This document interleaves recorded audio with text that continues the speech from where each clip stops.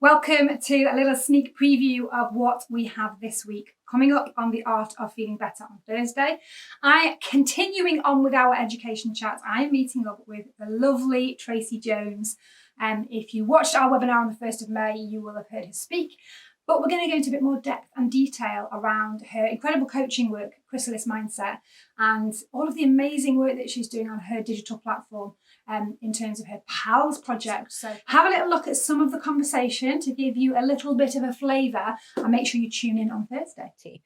And, we were brought up very much to respect your teachers. School was a very respectful place. So if I go back into what my teenage years, because I feel as if I've come full circle with education, if I'm honest. And I loved primary school, but there was something in secondary that didn't sit well with me as a teenager. And I struggled to sit behind a desk. I struggled to spend hours going from one classroom to the other.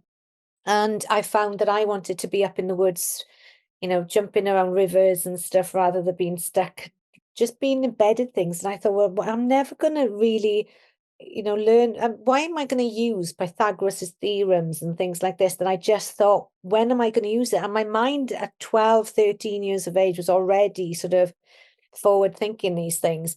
So school was a bit tricky for me to start with. And then I was one of those teenagers, I didn't know what I wanted to do in my career. So our careers advisors basically said that it was very limiting at that time.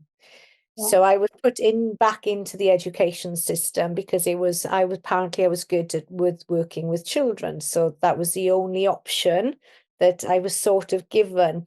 And I felt that it would have been lovely at that point for somebody to have grabbed hold of me and just extracted my passions, and if outdoor was my passion, of freedom was my passion, it'd have been lovely to have explored those. But this was the 80s, early 90s, so it was a bit different then. So anyway, I got into my career of teaching.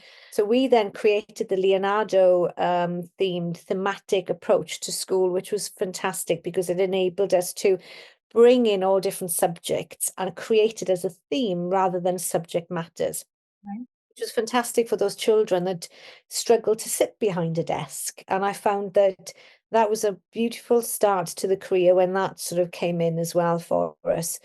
But quite after a couple of years, then I went into mentoring newly qualified teachers. We need to be able to have different toolkits, different people in our back pockets to be able to go, because not all one size fits all. 12 years on now. I started my business, and my business was started back in education to pass on the tools to teachers and educators around resilience and around learning and understanding oneself. From there, then I started having contracts in different arenas, and to date now we have trained over 4,000 educators.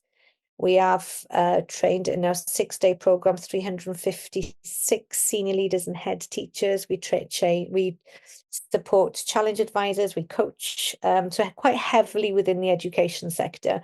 But equally, then we started stepping stoning into different arenas, political arenas, sports arenas. Then went into the high net worth circles, and then now in the ultra high net worth as a confidential confidant within this arena. And I feel as if, because I've worked within military, maritime, political, sports, education, business, people, and it just demonstrates that it doesn't matter who you are, where we are, what we're doing, each and every one of us has a mind.